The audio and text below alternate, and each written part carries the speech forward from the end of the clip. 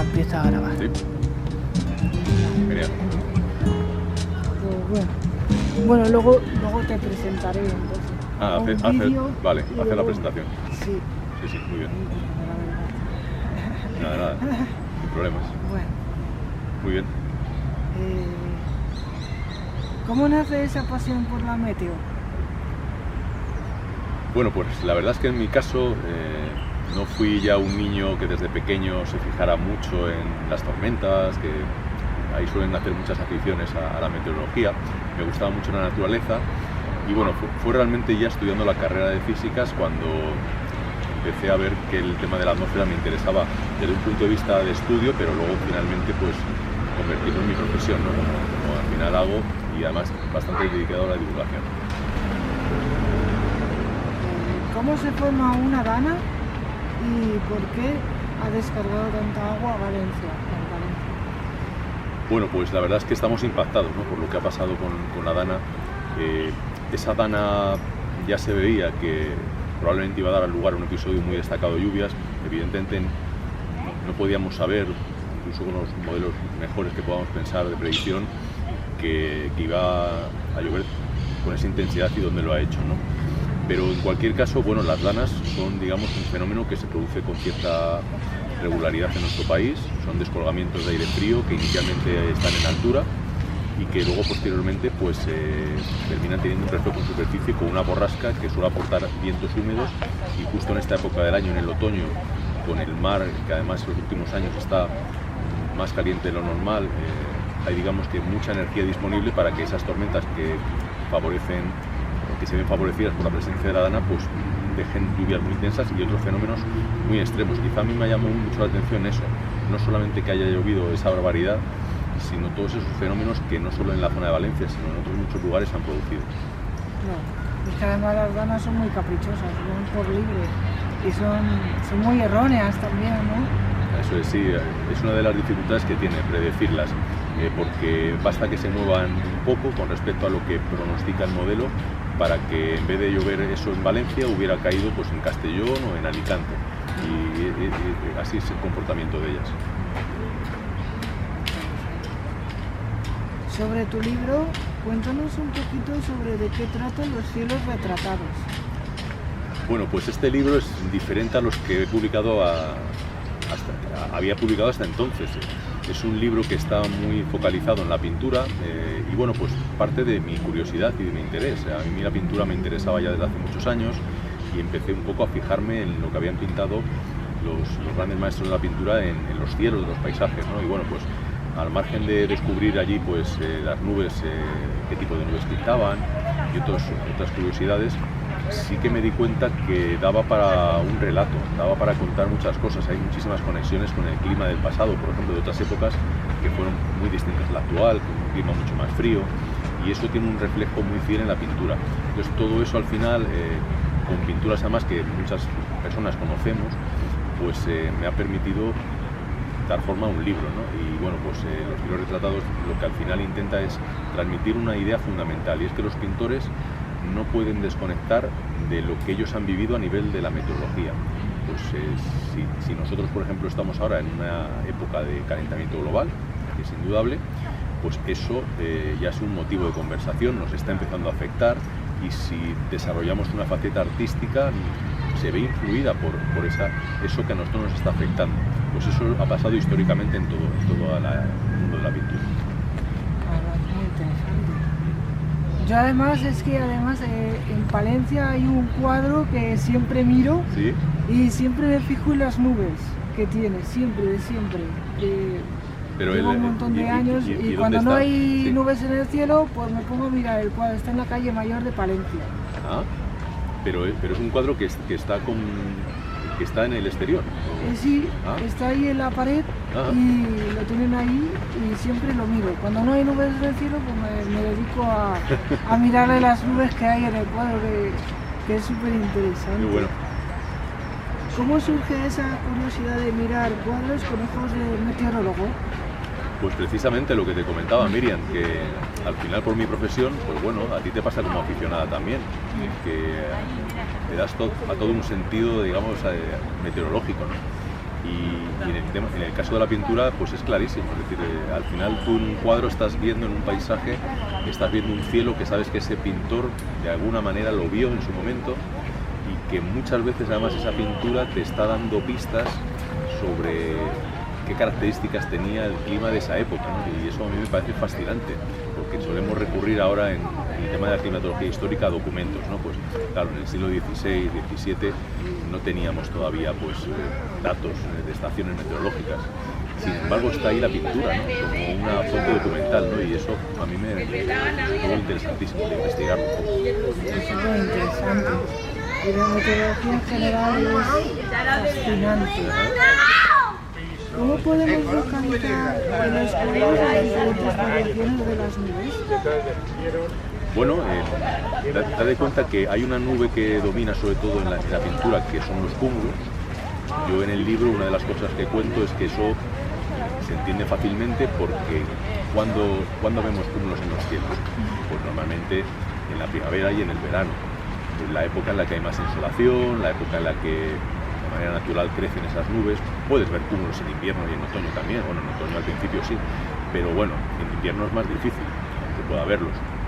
Entonces, claro, son justo esas épocas del año, cuando además hay luz, cuando los pintores normalmente salían al exterior a tomar notas, bocetos, y luego, por ejemplo, los impresionistas incluso a pintar al natural. Y por eso, cuando vas por un museo dándote un paseo, y de manera, como dicen mis hijos, random, vas mirando cuadros que aparecen cielos, pues lo normal es que veas más cúmulos que otro tipo de nubes. Pero ya cuando, digamos, que prestas atención a los cielos retratados, te das cuenta que paseo y de manera, como dicen mis hijos, random, vas mirando cuadros que aparecen cielos, pues lo normal es que veas más cúmulos que otro tipo de nubes. Pero ya cuando, digamos, que prestas atención a los cielos retratados, te das cuenta que prácticamente cualquier tipo de nube que se te ocurra, cualquier género nuboso está representado en mayor o menor medida en las pinturas. Sí. Interesante. ¿Qué es lo que más te emocionó cuando estabas escribiendo este libro? Pues mira, ha sido una experiencia emocionante. Siempre escribir un libro para mí está lleno de emociones, pero en este caso sí que fui teniendo la sensación a medida que avanzaba en la redacción como que estaba llegando al punto que quería, ¿no? El arte al final te emociona. Sí. Y la pintura en particular, pero bueno, hay personas que a lo mejor no les gusta tanto la pintura y les gusta otro tipo de manifestación artística, la arquitectura, la música, pero bueno, en el caso de la pintura a mí me llega mucho. Entonces imagínatelo, Miriam, estar escribiendo, viendo en tu cabeza esos cuadros, lo que tú experimentaste cuando los viste por primera vez en un museo, porque muchos de los que comento ya los he visto en los museos, principalmente en el Prado y en el Thyssen aquí en Madrid, pero bueno, en algún otro museo por algún otro país que he estado también he ido a ver pintura. Claro, pues es como recrear esas impresiones que te causó la pintura, expresarlo con palabras y además aportar algo que creo que no se había aportado hasta ahora como lo he hecho yo, ¿no? Que es esa visión de la pintura muy focalizada a lo meteorológico, ¿no? También comento, y ahora estos días con las entrevistas a los periodistas que se han interesado, que verdaderamente los cielos retratados son los cielos olvidados en la historia del arte. Hay muy pocos historiadores que realmente hayan profundizado en la razón por la que un pintor determinado ha pintado unas determinadas nubes o un tipo de cielo, ¿no? Más allá de las descripciones técnicas, ¿no? de la técnica que empleó para obtener un tipo de cielo o un color especial, ¿no? Que se ven en muchos cuadros. Pero yo he ido un poco más allá, no solamente de eso, yo no puedo hablar de técnica pictórica, aunque sea algunas cosas. Yo he ido realmente a la razón de ser. ¿Por qué? ¿Por qué Velázquez pinta esos cielos tan llamativos? ¿Por qué Goya pinta una gran nube en los cartones de los tapices? Ese tipo de preguntas. Interesante. ¿Tienes pensado escribir otro libro? Bueno, ya empiezo a tener unos cuantos y, a ver, siempre tengo ideas en la cabeza e incluso me proponen en ocasiones escribir libros. Bueno, así a corto plazo tengo previsto hacer en los próximos meses no es un libro nuevo, es una edición nueva de mi diccionario de meteorología. Sabes que lo publicaron con Alianza Editorial y es un libro con un formato grande, y Alianza tiene una colección que tiene mucha tradición, que es la de bolsillo, y quieren sacar una edición nueva del diccionario en bolsillo. Entonces yo voy a aprovechar para, bueno, no solamente, digamos, que coger todo lo que salió publicado en el formato grande y pasarlo a bolsillo, sino incorporar, por ejemplo, términos nuevos. Aunque el diccionario es muy completo, pero bueno, cuando me he puesto ahí a pensar qué faltaría aquí de terminología, hay todavía bastantes términos que voy a incorporar. Entonces, bueno, ese es, digamos, mi próximo proyecto, como te digo, no de libro nuevo, pero una edición, digamos, trabajada del diccionario. Claro, así nos lo podemos llevar de un lado para otro.